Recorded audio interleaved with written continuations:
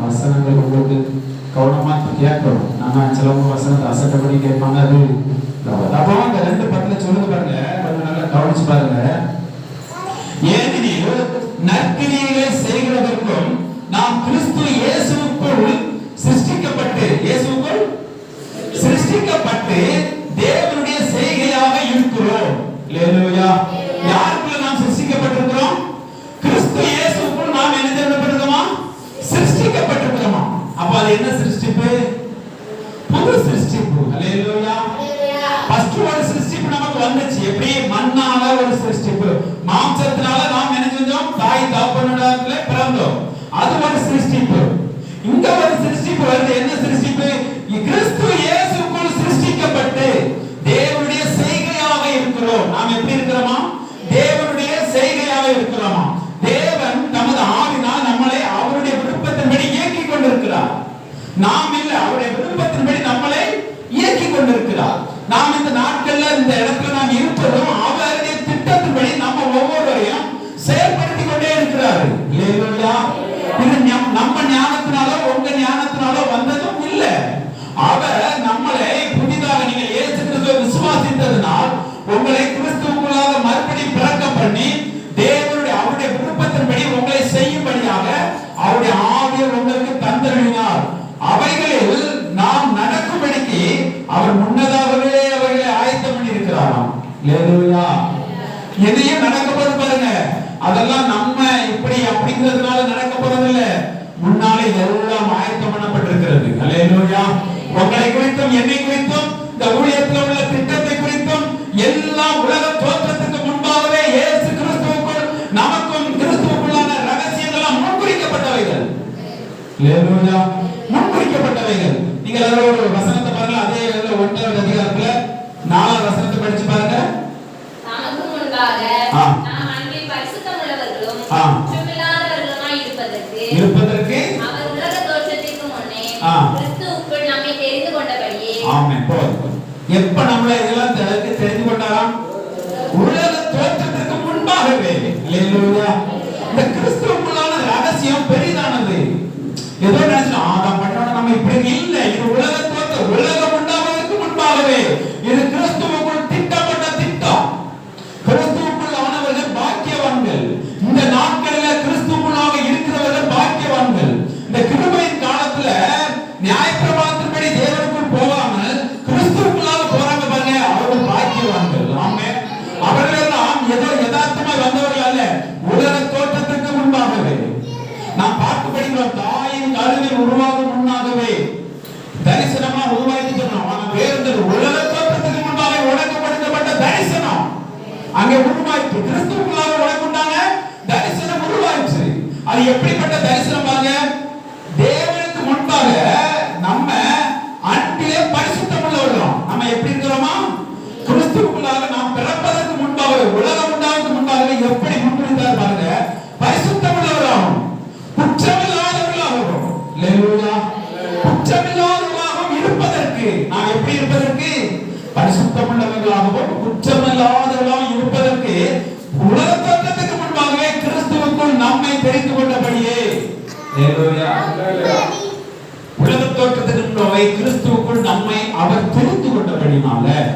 ஆமென். ஆனபடினால் நீங்கள் தைரியமா சொல்லலாம், கிறிஸ்துவுக்குள்ளானவர்கள் தைரியமா சொல்லலாம், நான் ஒரு பரிசுத்தவான், என்னை தேவன் நான் உருவாகும் முன்பாகவே என்னை இப்படி முன்குறித்திருக்கிறார். உங்களையும் என்னையும் ரட்சித்தது தேவனுக்கு தெரியும். அல்லேலூயா. ஆனா பாருங்க, இதை சொல்றது எதுக்காக சொல்றாரு அப்படின்னா 10ல சொல்றாரு, 2:10, ஏனெனில் நற்கிரியைகளை செய்வதற்கு நாம் கிறிஸ்து இயேசுவுக்குள் சிருஷ்டிக்கப்பட்டு தேவனுடைய செய்கையா இருக்கிறோம். அவைகளை நாம் நடக்கும்படி அவர் முன்னதாகவே அவைகளை ஆயத்தம் பண்ணி வச்சிருக்கிறார். தேவன் கிறிஸ்துவுக்குள்ளாக நம்மளை எல்லாமே ஆயத்தம் பண்ணி வச்சிருக்கிறார். இதுதான் பிதாவுடைய திட்டம். என்ன திட்டம்? நற்கிரியைகளை செய்வதற்காக. பாத்தீங்கன்னா 9 வரைக்கும் படிச்சு பாத்தீங்கன்னா வைங்களேன், அப்படி எப்படியெல்லாம் நம்மளை மாற்றினார் அப்படின்னு தெரியும். எதற்காக மாற்றினாரா? நற்கிரியைகளை செய்வதற்காக. அல்லேலூயா. அதாவது இதெல்லாம் செய்வது எதற்காக என்பதை நீங்கள் தெரிந்து கொள்ள வேண்டும். அவர் பாருங்க, அக்கிரமத்திலும் பாவங்களிலும் மரித்தவர்களாக உங்களை அவர் உயிர்ப்பித்தார். நீங்க எப்படி கிடந்தோம், நம்ம எப்படி கிடந்தோம் வேதம் சொல்கிறது? அக்கிரமத்திலும் பாவத்திலும் மரித்து கிடந்த நம்மளை அவர் தம்முடைய ஆவியினால் நம்மளை உயிர்ப்பித்தார். அல்லேலூயா. எதற்காக உயிர்ப்பித்தார்? நற்கிரியைகளை செய்வதற்காக. அல்லேலூயா. ஏன்னா அந்த பூமி எதெல்லாம் நிறையப்பட்டுச்சு? பாவத்தால் நிறையப்பட்டுச்சு.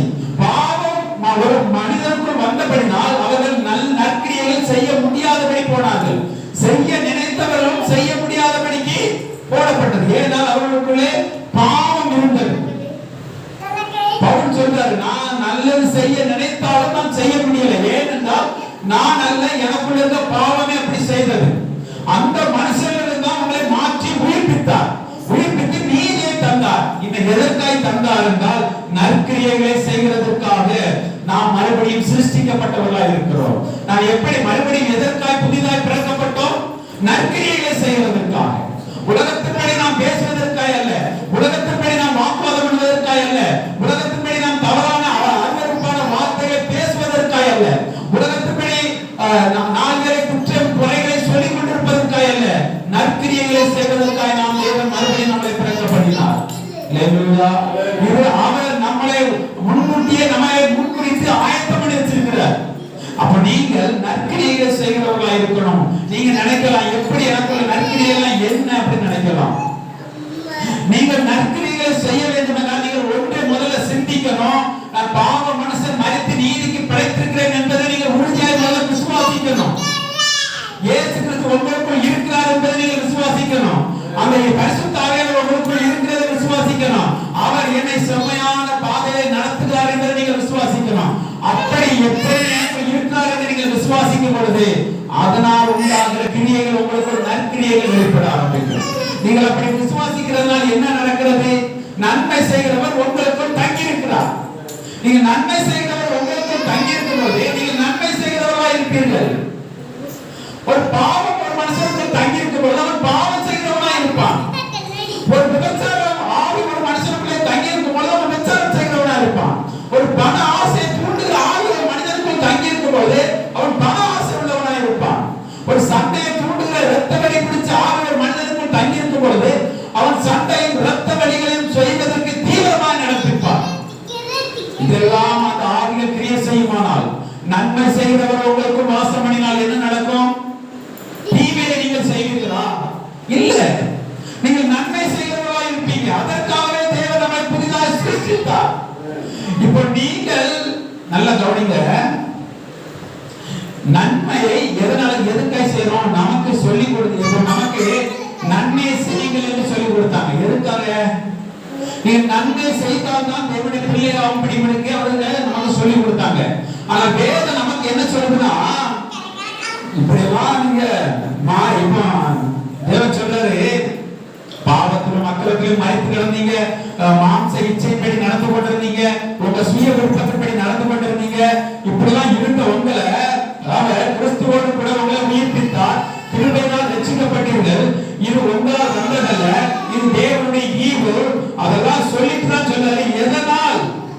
இதெல்லாம் எதற்காய் செய்தார்? இதெல்லாம் எதற்காய் செய்தார் என்று சொன்னால் நீங்கள் நற்கிரியைகளை செய்கிறதற்காக. அல்லேலூயா. நீங்கள் தேவனை இந்த பூமியிலே வெளிப்படுத்துவதற்காக, இந்த உலகத்துல ராஜ்யத்தின் புத்திரர்கள் நீங்கள் என்பதை நீங்கள் வெளிப்படுத்துவதற்காக, உங்களை பார்க்கும் பொழுது கிறிஸ்துவை பார்க்க வேண்டும் என்பதற்காக, தேவனுடைய சாயல் இந்த பூமியிலே வெளிப்பட வேண்டும் என்பதற்காக. பிசாசின் சாயல் இந்த பூமியிலே எல்லாருக்கும் தெரியும். ஆனா தேவனுடைய சாயல் உங்களையும் என்னை பார்க்கும் பொழுது அவர்கள் அறிய வேண்டும். அதற்காக தான் அவர் என்ன சொல்றார்? நம்மளே புதிதாக சிருஷ்டிக்கப்பட்டவர் சொன்னார். நீ என்ன நற்கிரியைகளை செய்ய அப்படின்னு சொல்றார். அல்லேலூயா.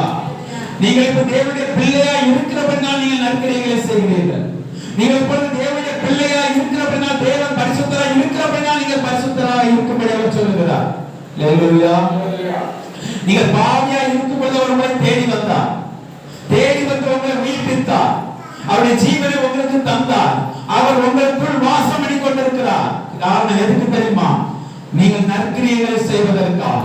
உங்களை புதிதாக சிருஷ்டித்தது எதற்கு தெரியுமா? நீங்க நற்கிரியைகளை செய்வதற்காக. ஆமென். அப்ப இப்படிலாம் எனக்கு செய்திருக்கிறார். அப்படி செய்துட்டு ஒன்று சொல்றாரு, நீ நற்கிரியைகளை செய்வதற்காக தான் நான் கிறிஸ்துவுக்குள்ள உன்னை புதிதாய் சிருஷ்டித்தேன் இருக்கிறார். அப்ப நீங்கள் சிருஷ்டிக்கப்பட்ட நான் புதிதாய் பிறந்திருக்கிறேன் நீங்கள் விசுவாசிக்கிறீர்களா? உங்களுக்கு என்னது வேலையா இருக்கணும்? எந்த காரியத்திலும் நல்ல நற்கிரியைகளை செய்கிறவர்களா இருக்கணும். அல்லேலூயா. எதெல்லாம் தீமை என்று தெரிகிறதோ அதை நீங்கள் விட்டு விடுங்க. ஆமென். எதற்காக? நீங்கள் இப்ப உலகத்தாருடைய பிள்ளை இல்லை என்பதற்காக. ஆமென். அவன் ஏதாவது செஞ்சிருவான் அப்படி பயந்து நீங்கள் விடுவதற்காக அல்ல. அது இப்பொழுது எனக்கு தகுதி கிடையாது. ஆமென். பவுல் சொல்ல, எல்லாத்தையும் செய்ய எனக்கு அதிகாரம் உண்டு, ஆனா எல்லாம் தகுதியா இருக்காது. அல்லேலூயா. எல்லாம் தகுதியா இருக்காது. ஒரு ராஜா வந்து சாக்கடை அள்ளி கொண்டிருப்பது தகுதியா இருக்காது. ஆமென். ஒரு கலெக்டர் வந்து குப்பையை பெருக்கி கொண்டிருப்பது தகுதியா இருக்காது. ஆமென். அதற்கு அந்தந்த வேலைகள் உள்ளவங்க தான் தகுதியா இருக்கும். உலகத்தாரனுக்கு அது தகுதியா இருக்கும். ஆனா உங்களுக்கு அது தகுதியானது அல்ல. நீங்கள் ராஜாவின் பிள்ளைகள். ஆமென். நீங்கள் ராஜ்யத்தின் புத்திரர்கள். நீங்கள் தேவனுடைய வம்சங்கள். ஆமென். அது உங்களுக்கு எது தகுதியா இருக்கும்? நன்மை செய்வது தகுதியா இருக்கும். நற்கிரியைகளை செய்வது தகுதியா இருக்கும். சமாதானத்தை உண்டு பண்ணுவது தகுதியா இருக்கும். பரிசுத்தமாய் வாழ்வது தகுதியா இருக்கும். மகிழ்ச்சியோடு இருப்பது தகுதியா இருக்கும். நன்மை செய்து கொண்டிருப்பது தகுதியா இருக்கும். ஆமென். மன்னிக்கிறது தகுதியா இருக்கும். அல்லேலூயா. உலகத்தால் சண்டையை தூண்டுவான், நீங்கள் மன்னிப்பது தகுதியா இருக்கும். சமாதானம் பண்ணுவது தகுதியா இருக்கும். ஆமென். எதை சொல்றது? சமாதானம் பண்ணுகிறவர்கள் பூமியை சுதந்திரித்துக் கொள்வார்கள். அவர்கள் தேவனுடைய பிள்ளைகள் எல்லாம் சொல்லப்படுது. ஆமென். அப்ப உங்களுடைய தகுதி என்ன அப்படின்னா, ஒரு ராஜ்யத்தின் புத்திரனுடைய தகுதி என்ன அப்படின்னா, கிறிஸ்து இந்த பூமியில வாழும் பொழுது சமாதானத்தை உண்டு பண்ணினார். அல்லேலூயா. பிசாசு அகப்பட்ட யாவருக்கும் விடுதலை உண்டு பண்ணினார். இன்னைக்கு அநேக கிறிஸ்தவங்க சண்டையை தூண்டு விட்டு போயிருவாங்க. ஒரு நல்ல குடும்பத்தை பிரிச்சு விட்டு போயிருவாங்க. நிறைய பேர் இருக்கிறாங்க. அது அல்ல கிறிஸ்துவனுடைய தகுதி. ஆனா பரிசுத்தம் பரிசுத்தம் என்று பேசுவாங்க. அது அல்ல. தேவன் சொன்னார், அதை நீங்க விசுவாசிப்பதே பரிசுத்தம். அதை நான் செய்வதற்கு அப்படி என்னை வைத்திருக்காங்க, விசுவாசிப்பது பரிசுத்தம். அல்லேலூயா. அப்ப நீங்க இதெல்லாம் எதற்காக நீங்க செய்றீங்கன்னா, என்னை அப்படி வச்சிருக்கிறார் அதனால நான் செய்யறேன். என்ன அப்படி தகுதிப்படுத்தி வச்சிருக்கிறார் அதனால நான் செய்யறேன். அல்லேலூயா. தவறான வார்த்தை, நான் கெட்ட வார்த்தை பேச மாட்டேன், என் வாயிலிருந்து வராது. எதற்காக? நான் அப்படி மாற்றப்பட்டு நான் அந்த வம்சத்துல இப்ப இல்ல. அந்த வம்சத்துல நான் மறைச்சிட்டேன். இப்ப நான் இருக்கிறது வேற வம்சம். அந்த வம்சத்துல இந்த வார்த்தை வராது. அல்லேலூயா. அந்த வார்த்தை இப்போ தகுதியாக இருக்காது. எனக்கு பேசுறதுனால எனக்கு ஆனால் தகுதியா இருக்காது. பெருமைகள் நான் சண்டை போடுறவங்க எதுக்கு ஆனால் அது எனக்கு தகுதியாக இருக்காது. அல்லேலூயா. ரவுடிக்கு பாருங்க, சண்டை போடுறது அவனுக்கு அது ஒண்ணுமே தெரியாது. ஆனா பெரிய பெரிய அதிகாரத்துல இருக்கிற ஒரு ஒரு நியாயத்தின் ஒரு சர்ச்சி, ஒரு கலெக்டர், இவங்க வந்து தெருவில் சண்டை போட்டு தகுதியா இருக்குமா? இருக்காது. அல்லேலூயா. அந்தந்த காரியங்கள் யாரா இருக்கிறீர்கள் என்பதை நீங்கள் பார்த்துக் கொள்ள வேண்டும். நீங்கள் எப்படிப்பட்டவர்கள் இருப்பது என்பதை நீங்கள் அறிந்து கொண்டீர்கள். நான் உங்களுக்கு என்ன தகுதி உடையவர்கள் என்பதை நீங்கள் அறிந்து கொள்வீர்கள். ஆமென். அதை நீங்கள் தடுத்து கொண்டீங்கன்னா அது பேசும் பொழுதே உங்களுக்கு பிடிக்காது. ஒரு நேரத்தில் அப்படி பேசியிருப்போம், ஒரு நேரத்துல அப்படி நம்ம நடந்திருக்கிறோம். தேவனை அறியாமல் இருக்கும் பொழுது அது நமக்கு ஜாலியாக இருந்தது. 4 பேரை கொலை சொல்லி அதுல நாம் சந்தோஷம் பண்றது அது ஒரு ஜாலியாக இருந்தது. இப்பொழுதோ எனக்கு தகுதி ஒரு அருவருப்பா இருக்கிறது. அடுத்தவனை வேதனைப்படுத்தி நான் சந்தோஷப்படுறது எனக்கு அதோட வேதனையாக இருக்கிறது. ஏன்? நான் இப்ப அதுக்குரியவனில் அதுக்குரியவன் மன்னிச்சுட்டேன். இப்ப நான் வேற வம்சத்துல இருக்கிறேன். அந்த வம்சத்துல உள்ளவங்களுக்கு இது பிடிக்காது. அப்ப இப்படி எல்லாம் தேவன் நம்மளை வச்சிருக்கிறபடினால் நீங்கள் எப்படிப்பட்டவர்கள் என்பதை நீங்கள் சிந்தித்துக் கொள்ளுங்க. நீங்கள் அதுக்கு இப்படி எல்லாம் உலகத்தாரால் பேசுவது போல பேசுவதற்கு நீங்க அது உங்களுக்கு இப்ப தகுதியா இருக்காது. ஆமென். இப்ப நீங்க உலகத்தாரா இருக்கும் பொழுது நீங்க என்னெல்லாம் பேசிருப்பீங்க, யாராவது ஏதாவது கேட்பாங்களா? ஒருத்தர் கேட்க மாட்டாங்க. என்னத்த பேசினாலும் ஒண்ணு கேட்க மாட்டாங்க. ஆனா இப்போ நீங்க ஏதாவது ஒரு வார்த்தை பேசுங்க, தவறா பேசுங்க, என்ன பாரு கிறிஸ்தவம், என்ன பாரு கிறிஸ்தவம். ஏன் அப்படி வருது? இப்போ நீங்க வேற ஆளு, அதனாலதான் கேள்வி வருது. நீங்க உலகத்தாரான ஆளு இருந்தா நீங்க என்ன சொன்னாலும் கேட்க மாட்டாங்க. திட்டுனாலும் கேட்க மாட்டாங்க. ஆமென். ஒரு குரூப் நான் ஹோட்டல்ல வேலை பார்த்துட்டு இருக்கிறேன். அப்புறம் நேரம் ஆயிடுச்சு, மணி 11 தாண்டிட்டு, நாங்கள் 10 எல்லாம் வந்துடும், 12 தாண்டிட்டு கூட்டமா இருக்குது. அப்ப எனக்கு அந்த காலு கீழே புண்ணா இருந்துச்சு. அப்ப அந்த வேலை முடிய போய் பயமெல்லாம் பெருகிட்டு அதெல்லாம் எடுத்து, அந்த காலையில நிறைய இதெல்லாம் கிடக்கும், அதை பாத்திரம்லாம் கிடக்கும், அதெல்லாம் எடுக்கிறாங்க. எடுக்கல அவன் தெரியாம அந்த காலில் தட்டிட்டான். அவனுக்கு தெரியாது, எனக்கு தெரிஞ்சிச்சு. நான் அப்பவும் சரி அப்படின்ட்டு நான் மறுபடியும் நான் வேலை பார்த்தேன், அந்த வெளியில வேலை பார்த்துருக்கேன். மறுபடியும் அவன் பாத்திரத்துக்கு போல தட்டிட்டான். அவனுக்கு தெரியாது. நான் உடனே எலை அப்படின்னு கோபத்துல எலை அப்படின்னு சொல்லும் பொழுது உடனே பக்கத்துல ஒரு மாஸ்டர், நீங்களே கோபப்பட்டீங்க. எல்லாரும் கோபப்பட முடியாது, யாரும் கோபப்பட்ட ஏதாவது சொல்லுவாங்களா? ஆனா நம்ம கோபப்பட்ட மட்டும் அப்படி சொல்றாங்க, நீங்களே கோபப்பட்டீங்கள. அப்ப பாருங்க, யோசிச்சு பாருங்க. அப்ப நம்ம அப்ப தெரியல, ஆனா இப்ப நான் உலகத்தால் அல்லாததுனாலே நாம அப்படி செய்யும்போது அது புதிதா இருக்கிறது.